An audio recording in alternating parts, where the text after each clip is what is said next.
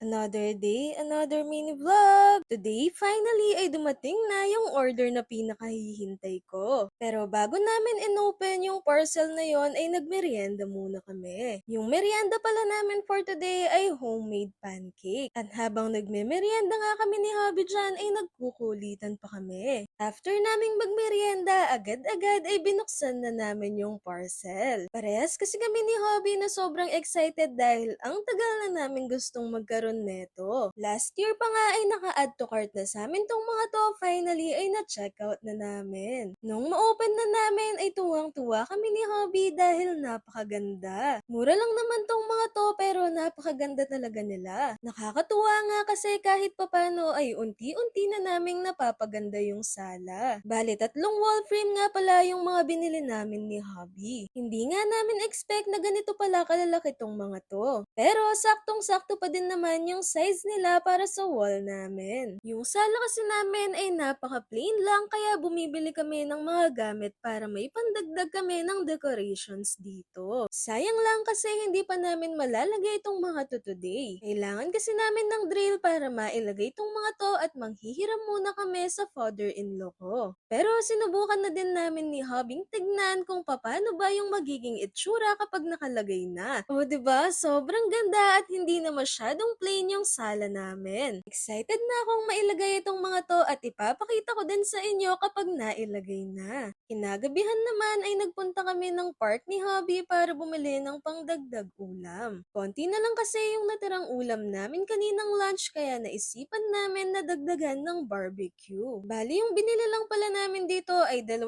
pork at 6 na isaw. Sabi ko nga kay Hobby ay namimiss ko na yung mga ulam na nabibili dito sa park. Meron din kasing mga nagtitinda dito ng lechong manok, lechong kawali, pati na din ng dinakdakan at sisig. Sobrang dalang na lang kasi namin bumili ng ulam ni Hobby sa labas. Yung lunch kasi namin ni Hobby madalas ay yun na din yung dinner namin kaya hindi namin kailangan bumili pa ng uulamin. Pagka-uwi naman namin ni Hobby ay niredy na namin yung dinner namin para makakain na din. Nung pagkatapos namang naming mag-dinner ni Hobby, naisipan namin na maglaro ng Scrabble. Dahil bored kami, sabi ni Hobby ay maglaro na lang daw kami ng board games.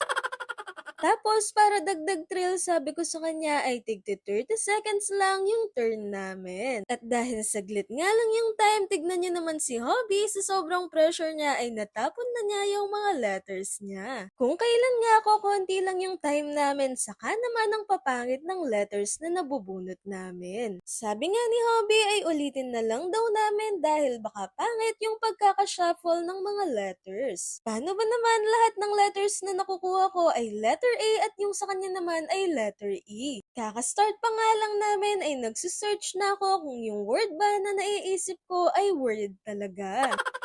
Pero in fairness naman ay nalagpasan din namin ni Hobby yung face kung saan puro vowels lang yung nabubunot namin. Nung matapos naman na ay kinumpute na namin ni Hobby kung sino ba yung panalo sa game na to. Kayo ba, tingin ninyo sinong nanalo? Comment down below bago ninyo makita kung sino yung nanalo. Syempre, walang iba kundi ako. Yun lang, thank you so much for watching!